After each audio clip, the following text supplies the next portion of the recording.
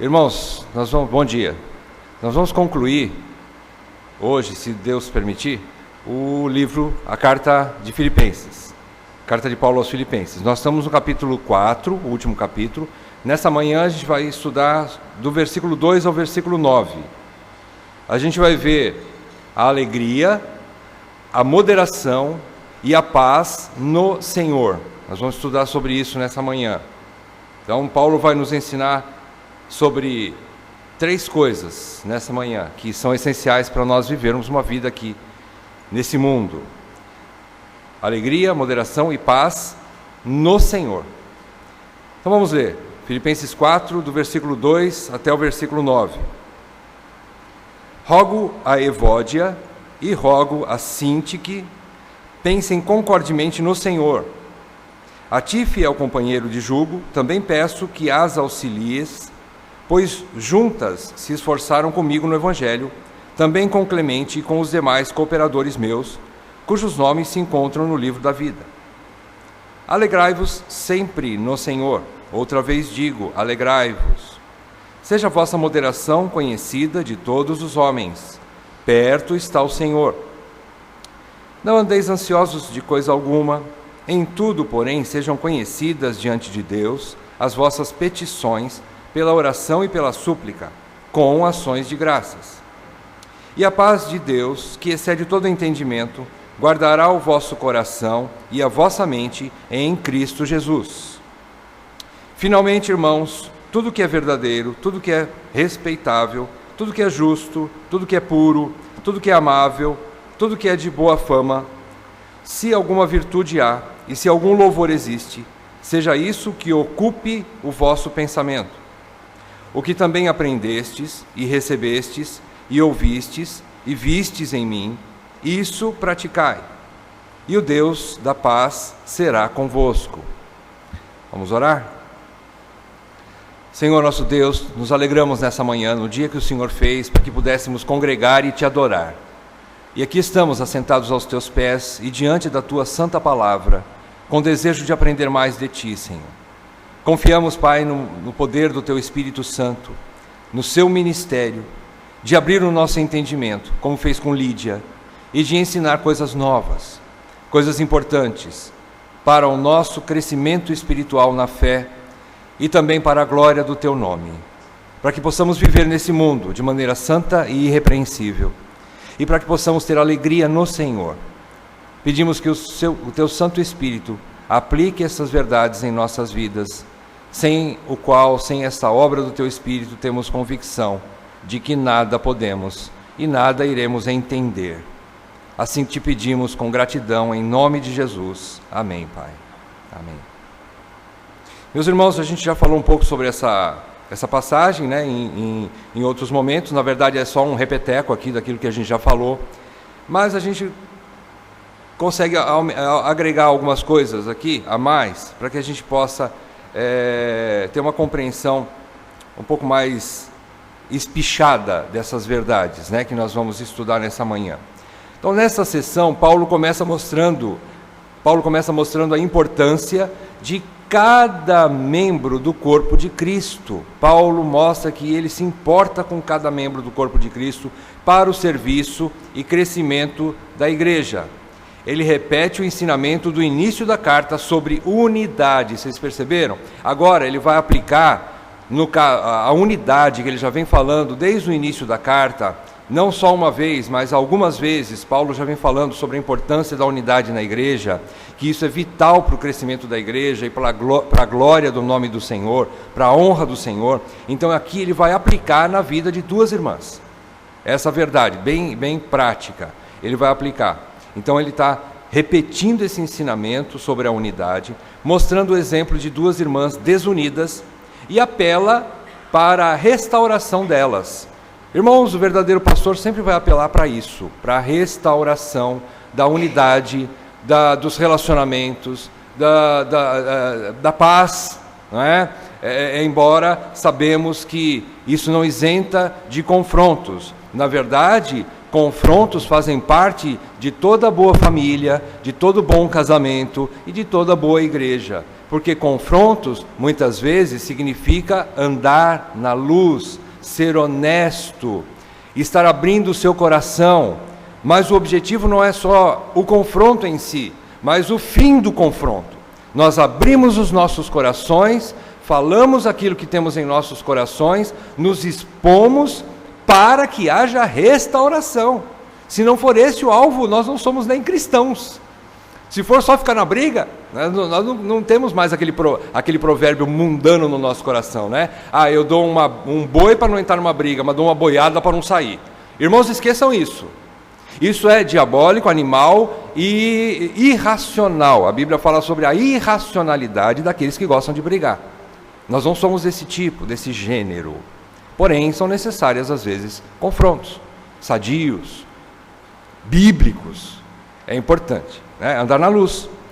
Na sequência, Paulo também ensina sobre a necessidade da alegria, moderação e paz no Senhor. Vocês perceberam aí? Ele fala no Senhor, ou então ele termina falando na paz de Deus. A paz de Deus será convosco, né? Então, é isso. Ele está mostrando que alegria, moderação, ou seja, equilíbrio, e paz nós teremos somente no Senhor. Obrigado. Obtidas através de 2 recursos que ele vai ensinar aqui nesse trecho, 2 recursos indispensáveis aos crentes. Quais são esses 2 recursos? Nós já vimos aqui, já acabamos de ler. Primeiro, oração. Um recurso que nós não podemos abrir mão como crentes em Cristo Jesus é o exercício ou a prática da oração. Algum teólogo já disse que o crente que não ora é como se ele não respirasse. A oração é a respiração do crente em Cristo Jesus. Então nós temos que exercitar a oração. Eu ficava muito admirado, às vezes alguns irmãos chegavam na gente, né, e pediam assim, principalmente no fim de reunião, eu estou passando uma luta tão grande, por favor, ore por mim. Por favor, ore por mim, por favor. Eu não tinha sabedoria naquela época, né? E amém, vamos orar, né? Mas eu esqueci de perguntar, e você, está orando? Porque muitas vezes a intercessão é importante, mas a oração pessoal também é importante. É um remédio que você toma pessoalmente para a sua própria aflição, para que você busque de Deus forças, graça para passar por aquele momento, né? Então é importante a oração. Vamos lá então, vamos ler aí, nós lemos já o trecho de capítulo 4, versículos 2 até o 9. Versículos 2 e 3 é esse caso específico dessas 2 queridas irmãs de Paulo. Quais são essas 2 irmãs? Evódia e Sintique. Essas 2 irmãs estavam tendo um conflito entre elas. Várias coisas nos chamam a atenção aqui. Por exemplo, Paulo pede ajuda para algum irmão, ele fala assim, no versículo 3, a ti, fiel companheiro de jugo, e Paulo não fala quem é, nós não sabemos quem é. Teólogos às vezes têm algumas suposições, mas ninguém afirma porque Paulo não deixou claro, e quando não deixa claro, não precisa. Importante que era alguém dentro da igreja, talvez um presbítero, um diácono, um irmão, né, porque os presbíteros e diáconos têm essa função de auxílio dos membros da igreja, né? Alguém também, o Tabit diz que, inclusive os diáconos têm uma função até mais complicada, porque eles são como amortecedores dos presbíteros, né, para auxílio do ministério, para que eles continuem pregando e orando pela igreja, né? E então, provavelmente era um oficial da igreja, né, que ele pede ajuda para que auxilie essas 2 irmãs, né? Então Paulo pede ajuda desse irmão, que não se sabe quem é, mas que deveria ser influente na igreja, claro, para intervir a favor da reconciliação dessas 2 irmãs preciosas e importantes para o ministério, Evódia e Sintique. Não se sabe qual o motivo da contenda, também nós entendemos isso, não importa também. Talvez uma gostava de cor-de-rosa, outra gostava de preto, e elas 2 brigaram por causa disso. Você tem que ficar com a minha cor. Não, eu tenho que ficar com a minha. Não, estou brincando, né? Mas talvez fosse alguma coisa, né, que em todos os casos há capacidade e possibilidade real de reconciliação. Irmãos, no corpo de Cristo não há contenda que não seja possível restauração. Para Deus é possível. Por mais que seja cabeludo o problema, é possível restauração.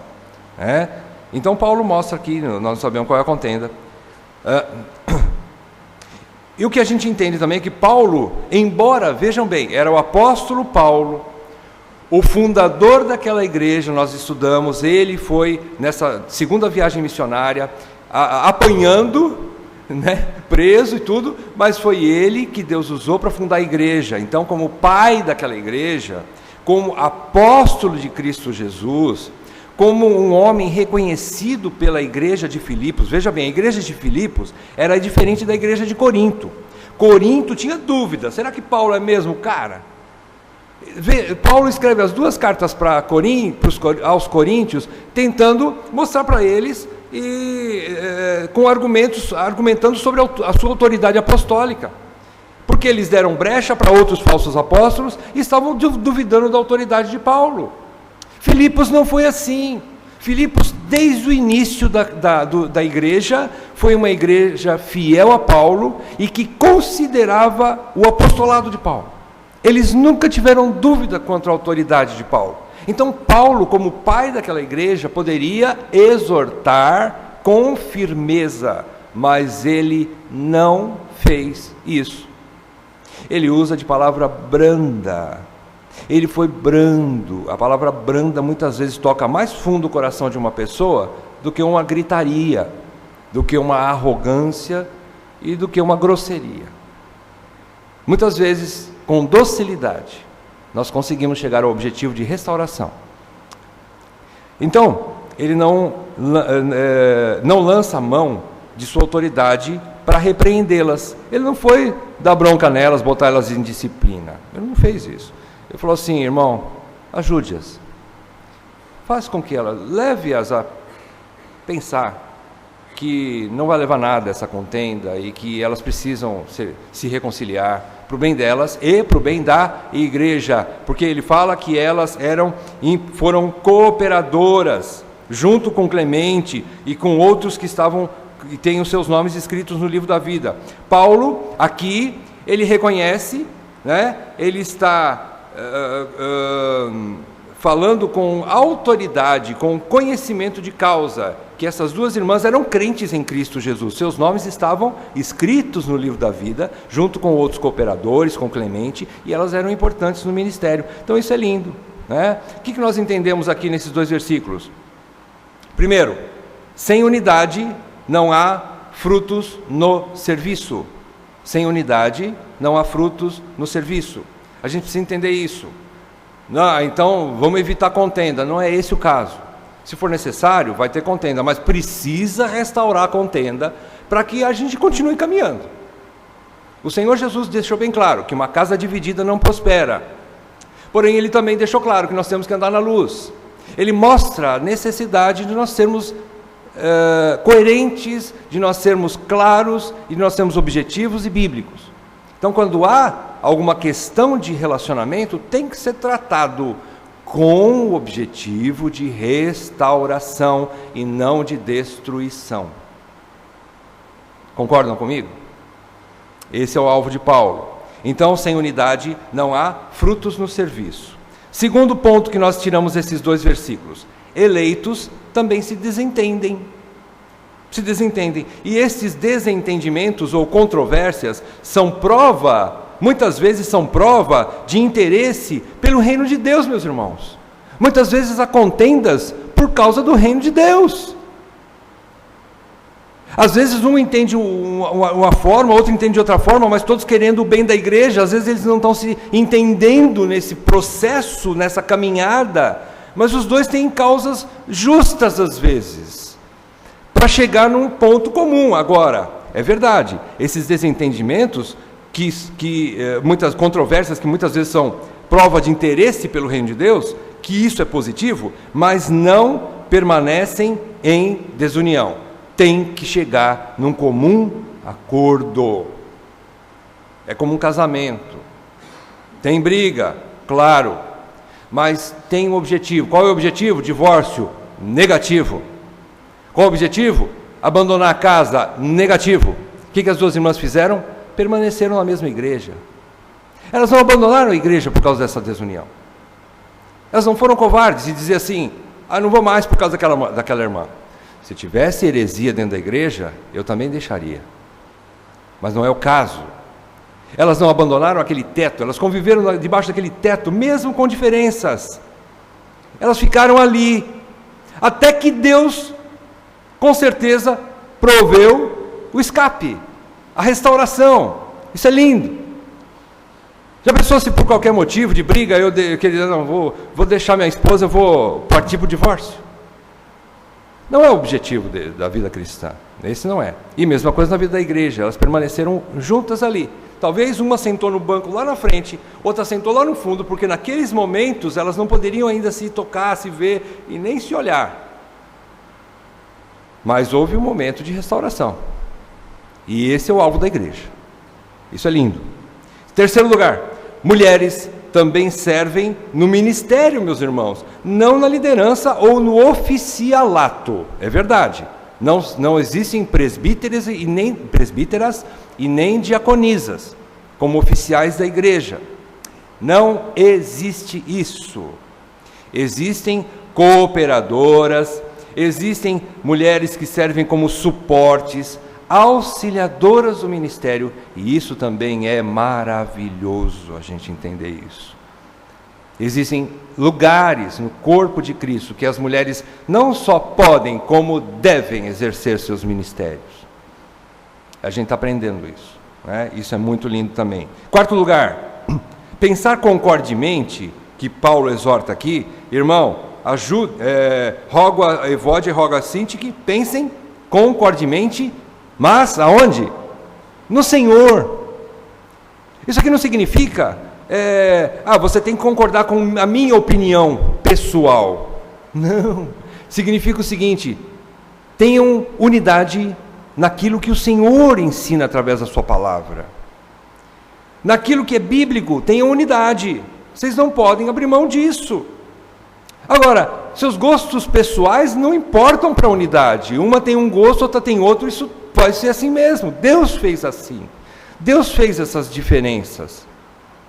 Isso não é o caso de ter desunião, mas tem que ter unidade, pensar concordemente no Senhor.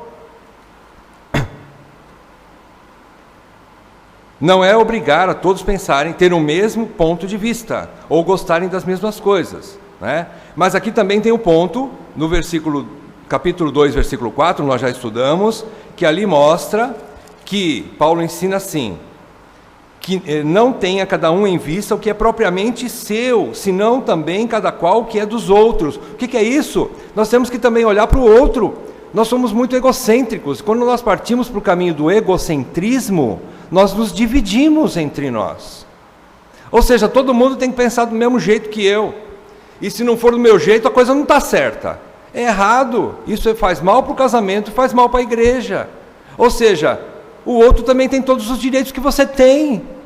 Nós somos filhos do mesmo Pai. Então, meus irmãos, aqui ele mostra que pensar concordemente também é isso. Não ficar só pensando no que é propriamente seu, mas também pense no outro. O outro tem direitos, como você tem também dentro do corpo de Cristo. Por fim, irmãos, nesse trechinho a gente já entende que... Eu estou falando já algumas conclusões, né? Os irmãos já podem ir anotando, porque talvez não dê tempo de falar tudo de novo no final, os irmãos já estão vendo. O que a gente conclui? Que a igreja só tem um dono. A igreja só tem um dono. Chama-se o Senhor Jesus Cristo. Ele é o cabeça da igreja, ele é o marido da igreja. Consequentemente, ele é o dono da igreja. Não são os seus servos que são os donos. Por mais que tenham funções importantes dentro do corpo de Cristo, ninguém é dono da igreja. A igreja só tem um Senhor, que é o Senhor Jesus Cristo. Versículo 4. Paulo fala agora parece que está falando de outra coisa, mas está dentro do contexto também de convivência, a importância de nós estarmos convivendo. Agora ele vai falar sobre o tema alegria, e ele fala assim, Alegrai-vos sempre no Senhor. Veja que várias vezes Paulo vai falar nessa perícope, bonita essa palavra, né? Eu gostei demais dessa palavra. Nesse trecho, perícope é um trecho das Escrituras, né? E ele vai falar várias vezes no Senhor, ou de Deus, né? Que significa a mesma coisa, no Senhor. Então ele fala aqui, alegrai-vos sempre no Senhor. Outra vez digo, alegrai-vos.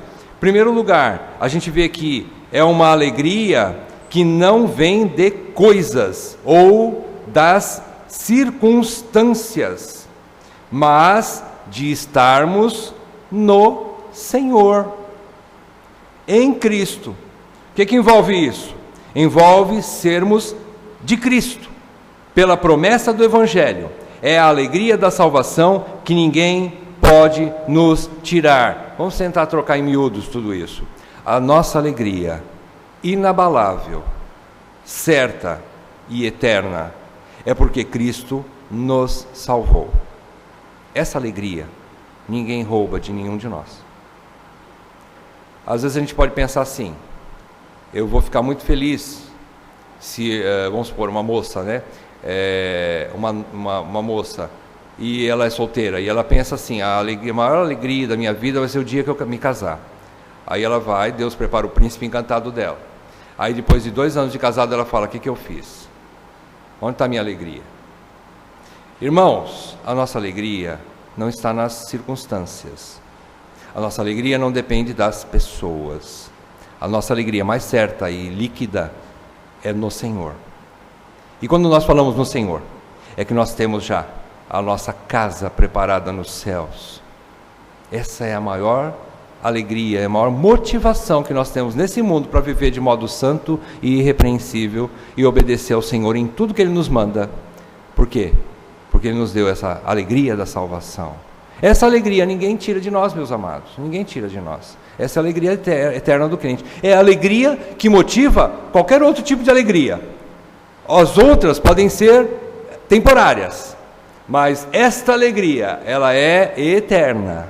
E isso ninguém tira de nós. A alegria da salvação, que ninguém pode nos tirar. Paulo também nesse versículo 4, ele mostra o seguinte, o que diz sobre a alegria do cristão. O que Paulo está querendo falar sobre a alegria do cristão? Vamos tentar esmiuçar um pouco mais. Em primeiro lugar, Paulo diz que a alegria do cristão não é uma opção, mas é uma ordem de Deus.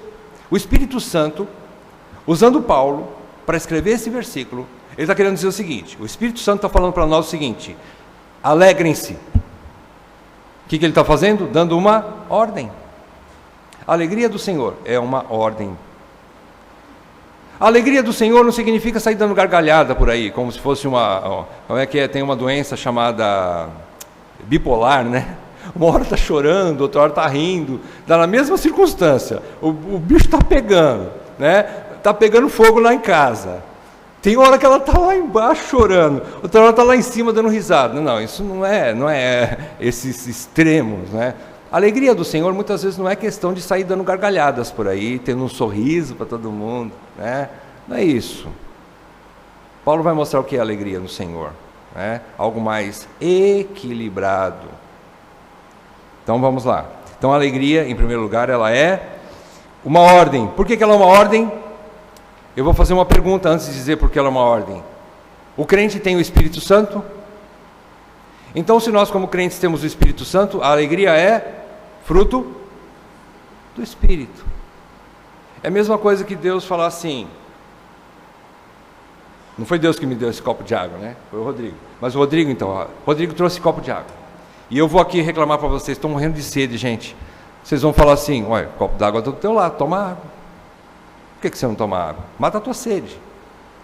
Por que você está triste? Você tem o Espírito Santo que tem alegria dentro dele. Por que você não usa da alegria que você já tem no Senhor? É isso, né? Segundo lugar, ele também diz que a alegria do cristão é permanente. Ele diz que é sempre. Mais uma vez nós vamos dizer, não é alegria de sair dando gargalhadas, mas é uma alegria de equilíbrio. Por isso que ele vai usar uma outra palavra daqui a pouco. Então, essa alegria, ela é permanente no crente. Por quê? Porque o Espírito permanece sempre conosco. É o Espírito Santo que está em nós. Temos que lançar mão daquilo que o Senhor já nos deu. Em terceiro lugar, Paulo também diz que ela, a alegria, não depende de circunstâncias, mas ela é uma pessoa. Alegrai-vos no Senhor. Não é a presença de coisas boas ou a ausência de coisas ruins. Ou seja, a nossa alegria não é circunstancial, mas ela é uma pessoa. As circunstâncias nos abalam? Abalam. Mas não devem deixar a gente abalado constantemente. E ele vai ensinar como é que nós trabalhamos isso.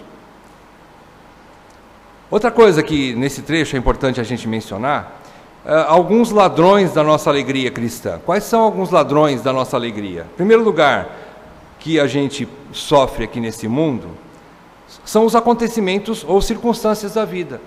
É verdade, isso nos rouba a alegria, né? Não tem jeito também, né? Nós estamos pisando nesse chão. Nós não somos anjos ainda, e dizer que nós nunca vamos sofrer com as circunstâncias e com as situações da vida. Não é isso. Nós temos que combater isso.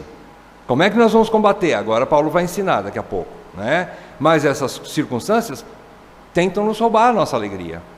Segundo lugar, pessoas nos decepcionam, e é normal, porque você também decepciona muita gente. Nós somos um vaso de decepção para muitos. Irmãos, nós não temos perfeições que vão levar os outros a falar assim, vai olhar para mim e falar, puxa, que bom, Nilton, você é o cara, meu, ó, você só me dá alegria. Irmão, isso é mentira. Se alguém falar isso para mim, eu vou falar, arreda Satanás. Irmão, não pode ser uma coisa dessa, gente, eu me conheço. Como que alguém vai dizer, oh, você é minha alegria? Tá, pode até falar, em termos, e talvez porque ele não me conheça plenamente, né? Irmãos, isso é uma realidade na nossa vida. Então, pessoas nos decepcionam. Em terceiro lugar, desejos das coisas terrenas, ou seja, as frustrações. Às vezes nós queremos coisas, nós ambicionamos coisas, nós desejamos um bom casamento, nós desejamos um bom emprego, nós desejamos concluir um curso numa faculdade, por exemplo, e coisas do gênero, né? Mas essas coisas, no fim das contas, elas nos frustram, né? Primeiro que nós aprendemos que não são elas os motivos da real alegria, né? Hoje você começa num bom emprego e você fala, mãe, você liga para tua mãe e fala assim, que coisa linda, mãe, todo mundo aqui gosta de mim, eles pagam até almoço para mim, o meu salário é 10, e os meus companheiros de trabalho são maravilhosos, são sinceros, aqui é o céu na terra, mãe. Passa um ano, você liga para tua mãe e fala assim, mãe, isso aqui é um ninho de cobra, mãe, aqui só tem gente que quer o meu mal. E o que eu recebo para comprar a refeição, o salário de refeição, não dá nem para comprar uma coxinha. Mãe, isso aqui é terrível, é um inferno isso aqui. É assim, as circunstâncias nos abalam. Então, pessoas nos decepcionam, circunstâncias nos frustram, né? Desejos que a gente tem nos frustram, são normais. E isso eu acho muito bom, para a gente não criar raízes nesse mundo. É a forma que Deus usa para a gente desarraigar desse mundo perverso. Vocês entendem assim? É assim que Deus faz, para que a gente possa olhar para os céus e dizer assim, ó amado, vem Senhor Jesus, vem me buscar. Eu anseio pela casa eterna, eu anseio pelas bodas do Cordeiro, eu anseio estar contigo para sempre, porque esse mundo já deu o que tinha que dar, né? E em quarto lugar, ansiedade, e as ansiedades ou preocupações excessivas, a falta de autodomínio aqui. Sabe por que eu digo excessivas? Porque preocupação é impossível que nós não tenhamos vez por outra. É uma coisa normal de quem tem inteligência. Todo ser humano tem preocupação, tem medo, tem ansiedade. O problema é não saber lidar com isso. Às vezes é fazer uma tempestade num copo d'água. Às vezes é não confiar no Senhor.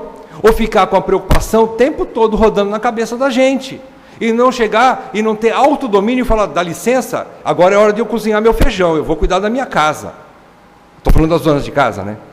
Ou você que está trabalhando fora, você está com a preocupação toda na cabeça e você fala, dá licença, preocupação, agora eu vou atender o meu cliente. Eu tenho mais coisas para fazer na vida do que ficar pensando em você. Irmãos, isso é domínio próprio. Não precisa ficar rebatendo com coisas, né? Então, não ficar o tempo todo com aquilo na cabeça.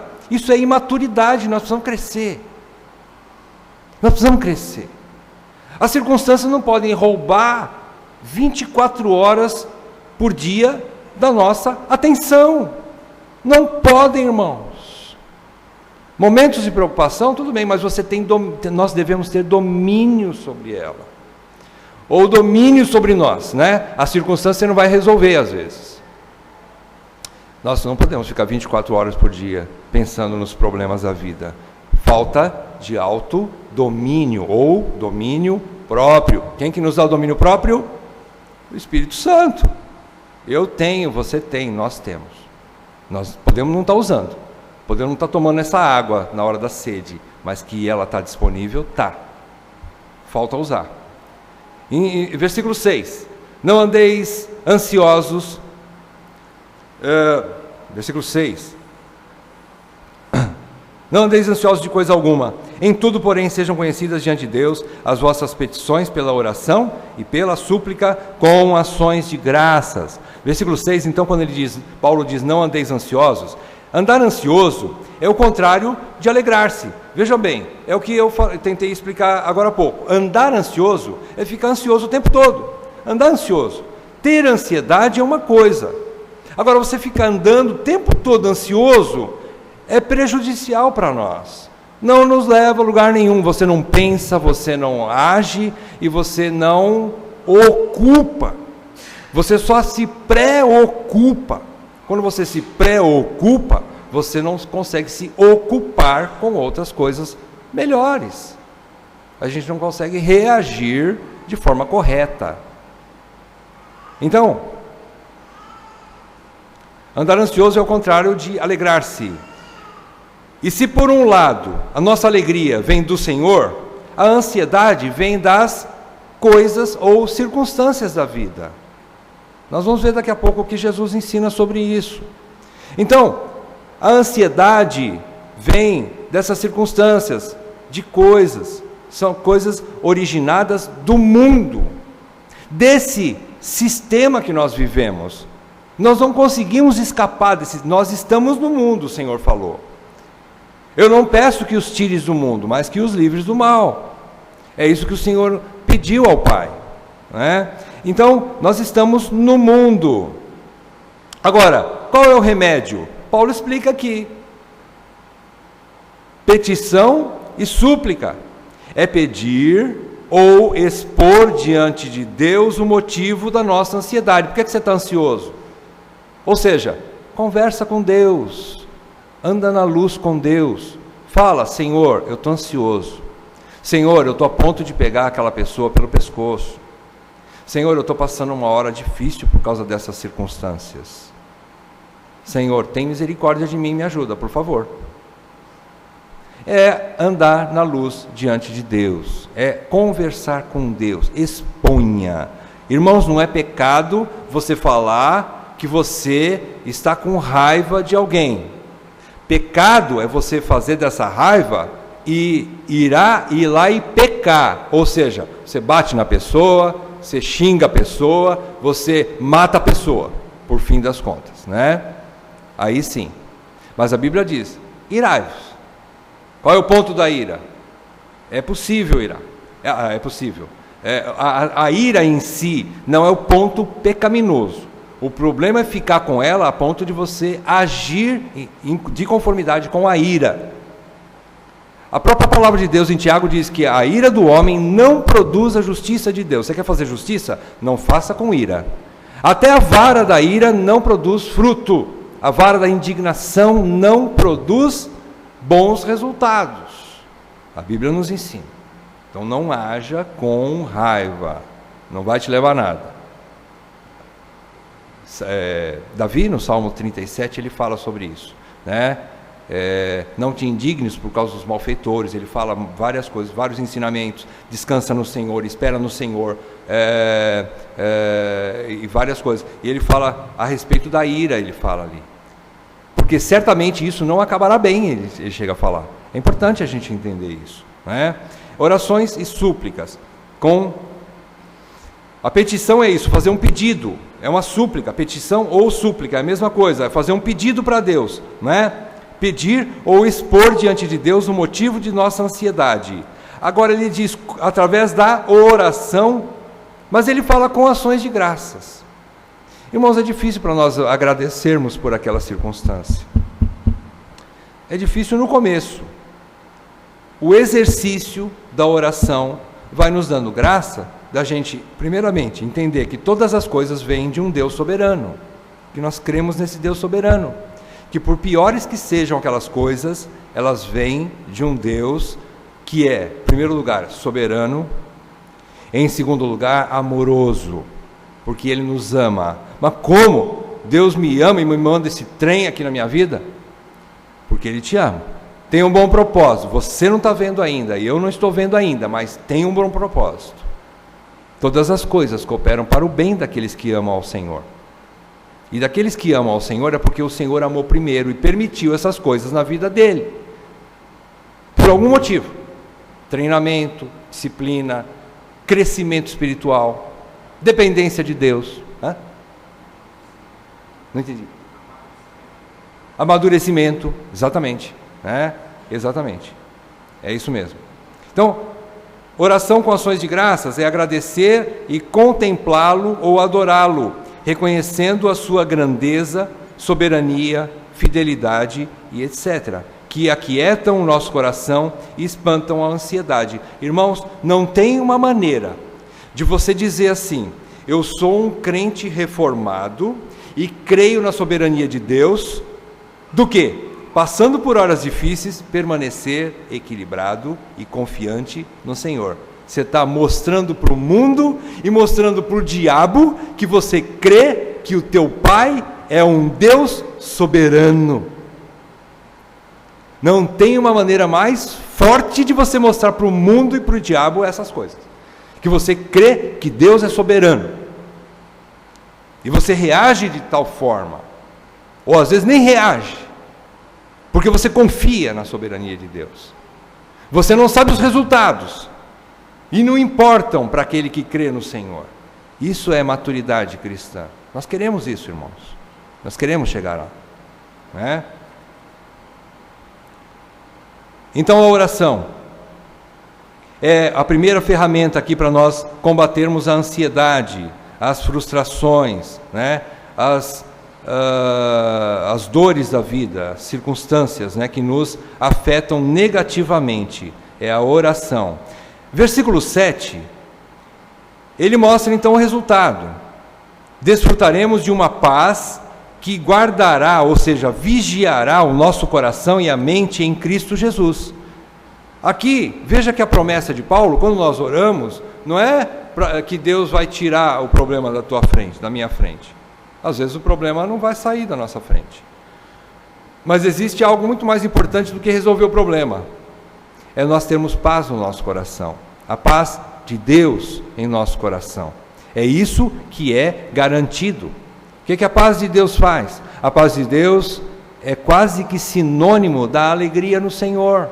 Ou seja, de você ter tranquilidade. É isso que eu estou falando. A alegria nesses termos aqui da Bíblia não está querendo dizer uma felicidade extrema de você sair dando gargalhada e fazer festa. Ninguém faz festa quando recebe um diagnóstico de câncer. Porém, ele pode ter paz naquele momento vinda do Senhor. É quase que um sinônimo da alegria no Senhor. É uma paz na sua alma, no seu coração, para você passar por aquele momento. E o crente, só o crente tem isso, irmãos. Só o crente tem essa arma a seu favor. Né? Essa maneira de você suportar essas aflições. Né?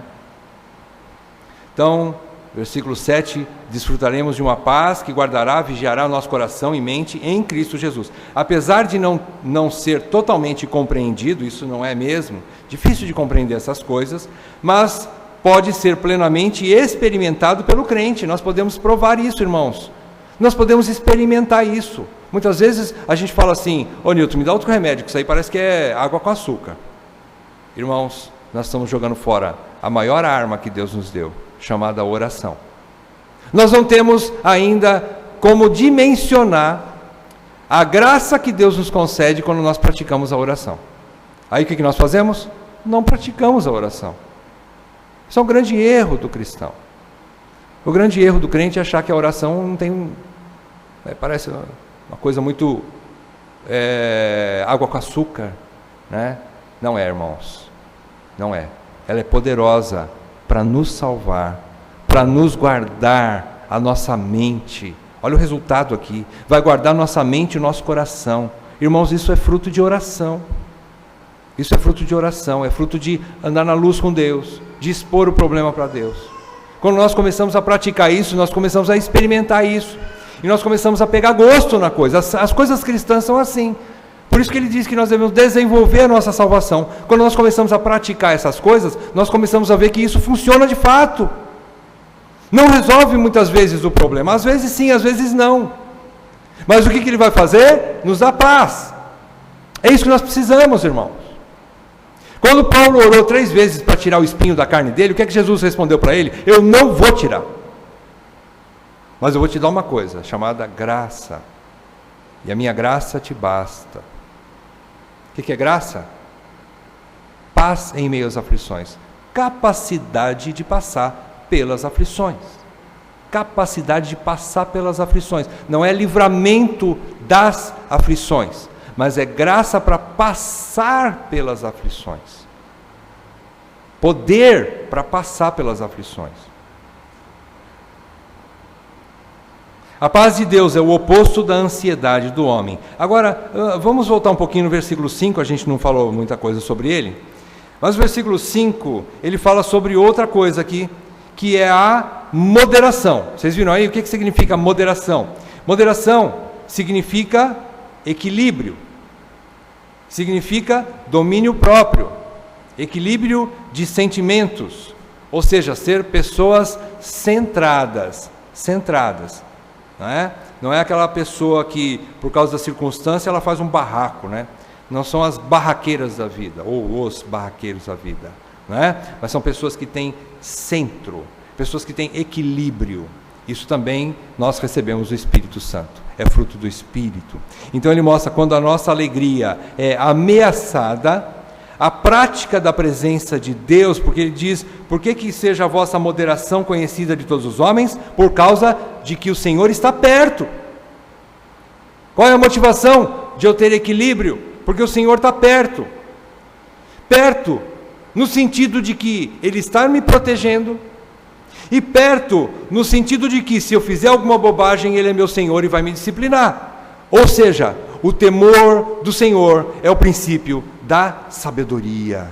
Sabendo que eu estou na presença do Senhor o tempo todo, eu vou ter cuidado nas minhas reações. Eu vou ter cuidado nas minhas reações.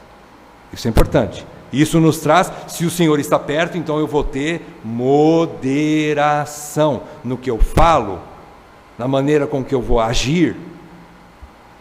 Moderação. Versículo 5 fala sobre isso.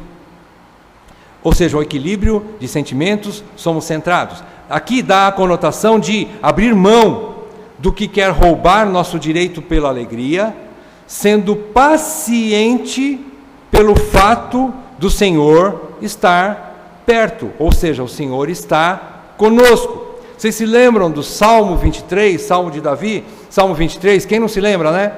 Salmo 23, no versículo 4, o que é que Davi fala ali? Ainda que eu ande pelo vale da sombra da morte, não temerei mal algum. Por quê? Tem um motivo. Porque tu estás comigo. Tu estás comigo. Nós temos que exercitar a prática da presença de Deus na nossa vida. Deus sempre está perto, meus irmãos, Ele nunca está longe. Nós podemos não percebê-lo o tempo todo, mas Ele está o tempo todo do nosso lado. Em qualquer circunstância, Ele está conosco. E isso nos traz equilíbrio, centralidade. Somos pessoas equilibradas, pelo menos deveríamos ser. E essa prática, esse exercício da oração, esse exercício da prática da presença de Deus, nos traz equilíbrio, nos traz moderação. João, esse texto de João é o que eu disse que Jesus nos ensina. João capítulo 16, versículo 33, eu vou ler para os irmãos. O que é que Jesus ensina? João 16, 33. Estas coisas vos tenho dito, para que tenhas paz, aonde? Em mim. Jesus disse, essas coisas vos tenho dito, para que tenhas paz em mim. Aí ele diz, no mundo passais por aflições, mas tende bom ânimo, eu venci o mundo. Por que Jesus fala isso para os discípulos? Porque eles estavam na iminência de passar por uma grande luta, por muito medo, por causa da perseguição que estava para vir sobre os discípulos. Quando o seu pastor fosse levado aos céus, eles iam ficar sozinhos, mas o Senhor disse que ia continuar com eles, estou convosco, e ele tinha promessa do envio do Espírito Santo para estar com os seus discípulos. Mas ainda assim, como homens, o Senhor sabia que como homens eles iriam temer a situação que estava por vir, como nós. Então ele diz assim, no Senhor nós temos paz. Então nesse trecho que Jesus está ensinando aqui, o que Jesus ensina? Em primeiro lugar, que teremos a verdadeira paz só nele, só em Cristo. Isso aqui abrange muitas coisas. Por exemplo, a prática da presença de Deus quando você está sozinho passando por uma tribulação. Saber que o Senhor está no comando de todas as coisas. Tudo que você aprendeu da Bíblia até hoje, a respeito de Deus, um Deus soberano, um Deus que ama, um Deus que não abandona os seus filhos, você vai exercitar aquilo na hora da luta, quando você está sozinho. Você põe em prática no seu coração e você fala assim para a ansiedade, para a tua alma, aquieta-te. Porventura ainda não o louvarei? Fazer que nem o salmista, ele conversava com a sua alma. Nós precisamos conversar com a nossa alma. Eu sei que esse Deus não vai me abandonar, alma. Você quer me deixar aflito, você quer me fazer prostrar no chão, mas eu não vou, porque eu sei que o meu Deus está comigo, e que Ele me ama, e que tudo que eu conheço desse Deus, Ele vai levar a bom termo esse meu sofrimento. Ele vai cuidar de mim, Ele não vai me abandonar. Então paz só nele. Segundo lugar que Jesus ensina aqui, as aflições que teremos no mundo, essas aflições que nós vamos ter no mundo, elas são eternas. Concordam? O que está escrito aí? Versículo 33. No mundo? Passais. Você vai passar. Você não vai ficar com a aflição. Todas as aflições são passageiras. Guarde isso no teu coração. Eu vou guardar no meu também. Nós precisamos entender isso. Nenhuma luta, nenhuma aflição, nenhuma dor é eterna. Ela passa. Todas as aflições passam, meus irmãos. Nós precisamos guardar. Isso é consolo para o nosso coração. Uma hora passa. Não sabemos quantos dias. Lembra a igreja não me lembro agora. Nós estudamos 10 dias de aflição. Tereis 10 dias de aflição. E aí vai passar. Outra coisa que Jesus ensina aqui em terceiro lugar. Encontramos bom ânimo para prosseguir por causa do quê? Da vitória de Cristo sobre o mundo, que também é nossa.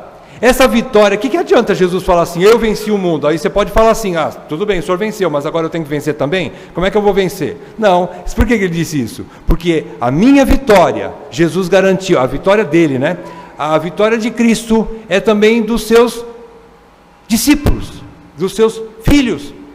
Ele venceu o mundo e Ele nos deu essa vitória. Ele nos deu essa vitória, meus irmãos. Nós temos vitória sobre o mundo.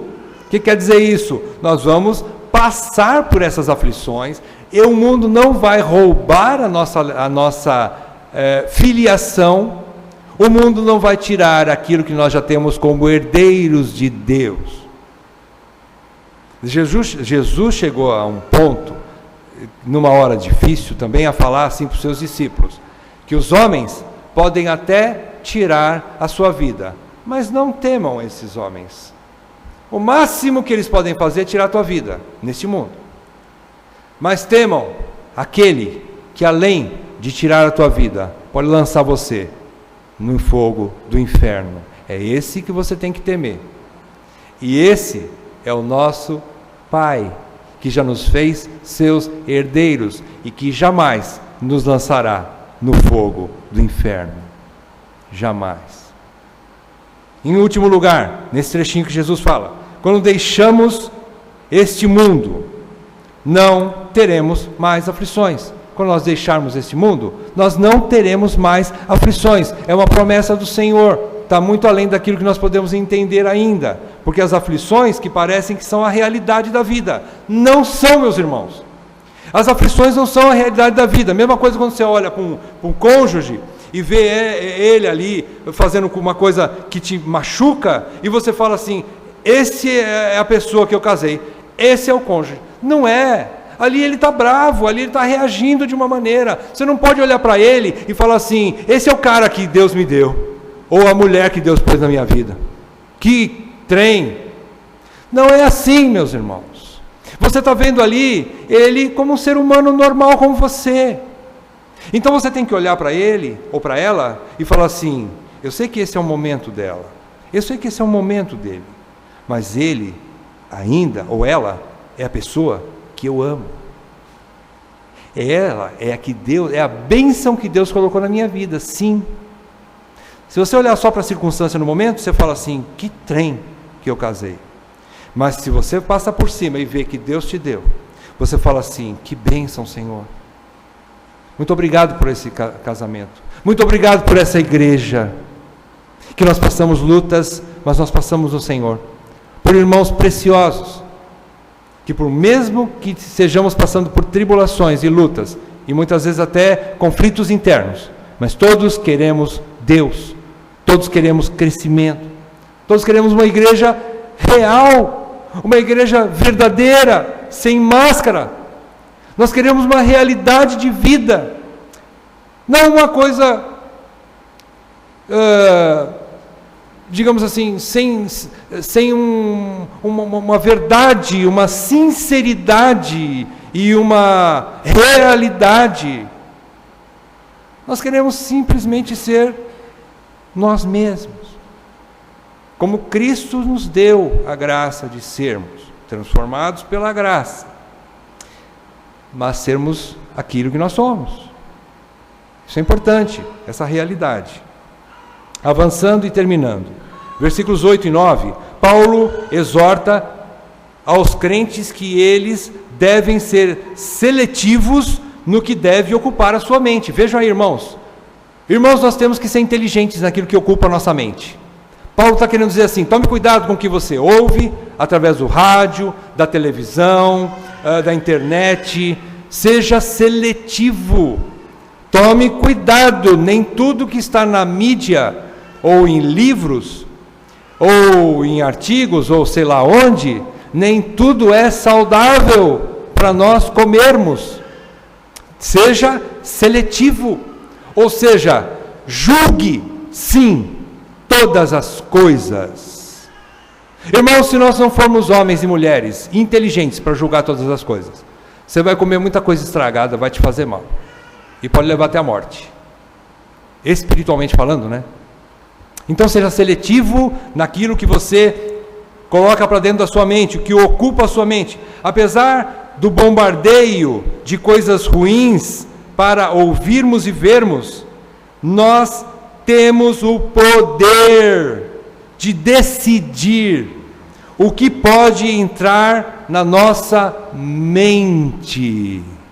Você e eu temos poder para fechar e jogar fora o que não presta e ficar com aquilo que é bom, reter o que é bom. Nós temos condições de fazer isso, meus irmãos. Nós precisamos urgentemente fazer isso. Nós precisamos. Nós estudamos com os homens sobre a consciência boa, né? A consciência boa ela não quer dizer que ela está isenta de pecado, mas quando ela mostra o pecado, ela acende a luz do painel, a luz vermelha, é para nós tomarmos uma posição de arrependimento. Isso é boa consciência. Boa consciência não quer dizer perfeição não, meus irmãos. Pelo contrário, quer dizer andar na luz. Ou seja, na luz quando a gente tem a percepção do pecado. E boa consciência também é o que Deus nos deu através da sua lei, do estudo da palavra de Deus, ou seja, uma capacidade de discernir entre o bom e o mal, entre o certo e o errado. Não foi isso que nós estudamos terça-feira, meus irmãos?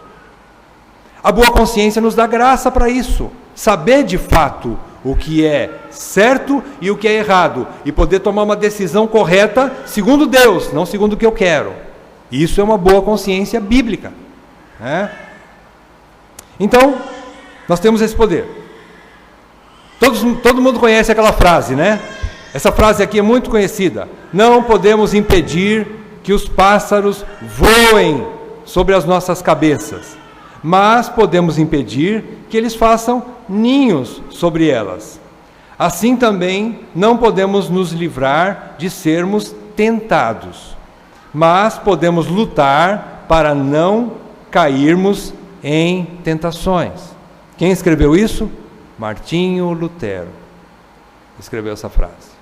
Muito boa essa frase, muito importante. Ele escreveu essa frase. Ocupar aqui, o texto que Paulo fala, seja isso que ocupe a vossa mente. Esse ocupar, esse mesmo termo, em outras passagens do Novo Testamento, significa considerar, significa imputar. Lembra aquela passagem que Paulo está ensinando aos romanos, aos gálatas? O autor de Hebreus também usa a mesma passagem, quando Abraão creu em Deus e isso lhe foi imputado para justiça. Imputar é isso, é botar para dentro, colocar para dentro, que ocupe a nossa mente, seja aquilo que está dentro, é imputar, ou atribuir, é quase como dizer assim: faça habitar, faça das coisas boas o habitante da sua mente. Lembra aquele trecho que Jesus ensina, que a casa limpa e adornada, mas se ela ficar vazia, diz que vem de novo o inimigo e traz outros 7 piores do que ele, faz um estrago, suja tudo de novo. Está falando da mente. Se a nossa mente ficar vazia, ela é uma oficina para Satanás. Então ocupe a mente. Ocupar nossa mente com aquilo que é bom.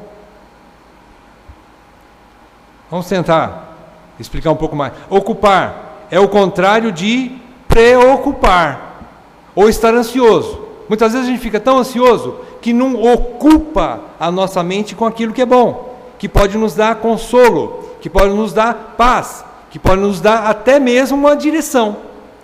A gente fica insensato, não é mesmo? Quando a gente se preocupa demais. A gente faz daquele problema algo tão grande, às vezes é mesmo, mas ele não é eterno, e ele não é poderoso demais para permanecer para sempre, imbatível, ele não é indestrutível. Todo problema passa, e todo problema tem uma solução. Irmãos, nós temos que guardar isso no nosso coração, porque aí a gente fica tão preocupado que a gente acaba não se ocupando com o que a gente deveria se ocupar como crente em Cristo Jesus. Essa é a situação. O versículo 9, Paulo mais uma vez se coloca como modelo para os irmãos. Você viu aí? O que Paulo fala? Ele fala que tudo aquilo que vistes, tudo aquilo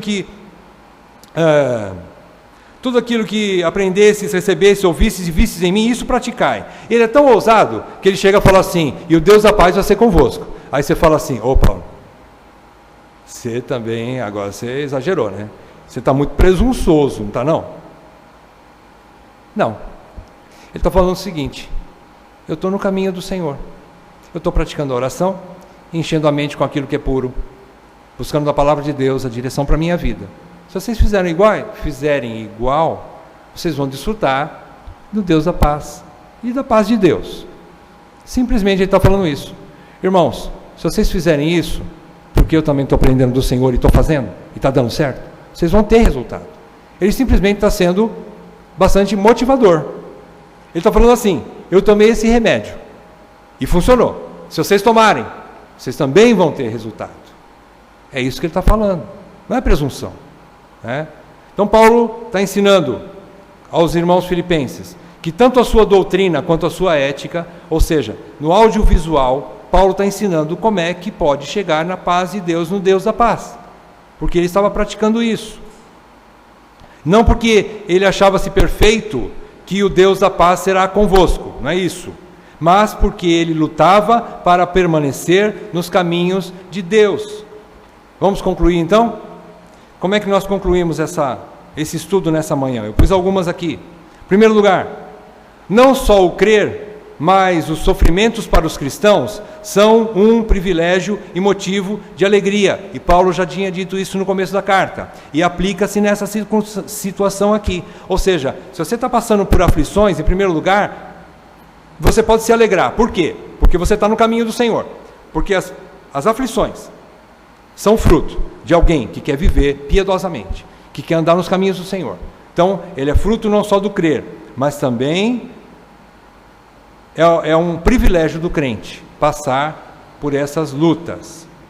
Segundo lugar, toda igreja saudável e normal que quer crescer passará por conflitos internos, até por quem deseja sinceramente e genuinamente o seu crescimento, mas deverá resolvê-los com perdão e tolerância, restaurando a harmonia e a unidade.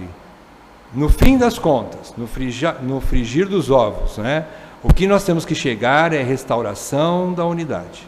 Nós temos que voltar para lá. Nós temos que chegar lá.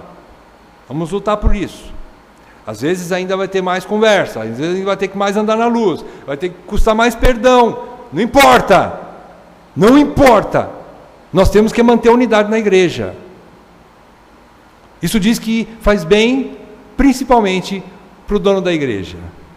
É a alegria do coração do Senhor. Leia o Salmo 133. Você vai ver isso. É a alegria do Senhor quando seus filhos andam em união, vivem em união. Não é? Em último lugar,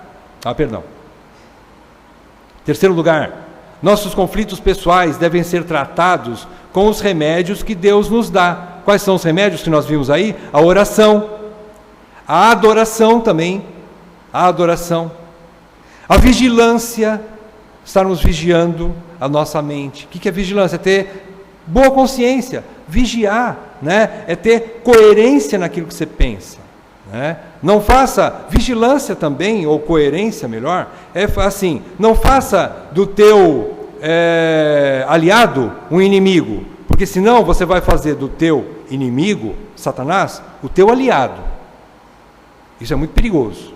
Ou seja, quando nós queremos permanecer na divisão e estarmos rebatendo os nossos companheiros, irmãos, aliados, nós vamos estar trazendo como aliado Satanás para dentro da tua vida e da tua casa. Isso nós temos que combater.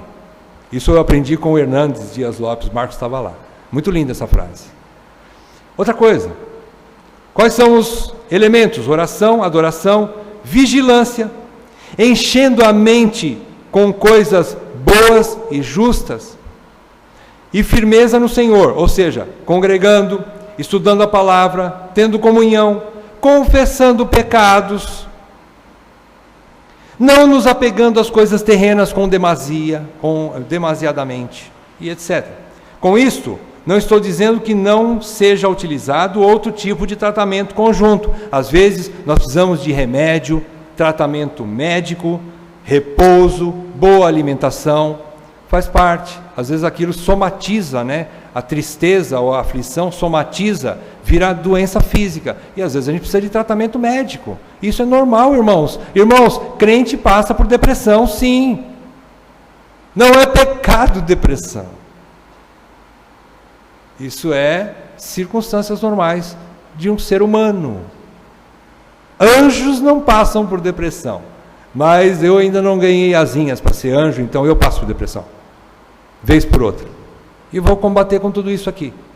Os meios que a palavra de Deus me ensina, que Deus me coloca nas mãos. E muitas vezes meios naturais, repouso, descanso, boa alimentação, algum remédio, visita médica, enfim, normal. Em último lugar, Deus quer sua felicidade. Irmão, você crê nisso? Deus quer sua felicidade? Deus quer sua felicidade.